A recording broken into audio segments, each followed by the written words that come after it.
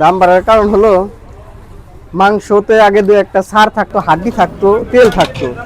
এখন হাড্ডি, ছাট মাংস আর তেল ছাড়া মাংস কেজিতে 100 টাকা বেশি এখন বাড়াইছে।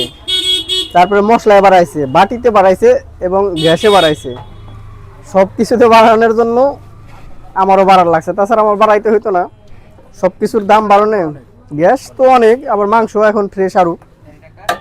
মাথার মাংস এখন হাড্ডি ছাড়া, তেল ছাড়া, আবার ছাট মাংস এখন একদম ফ্রেশ মাংস।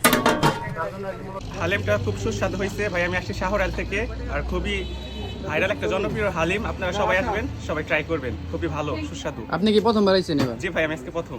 তা খাইয়ে কয়জন আইছেন আপনারা? ভাই আমরা দুজন আসছি শাহরাল থেকে।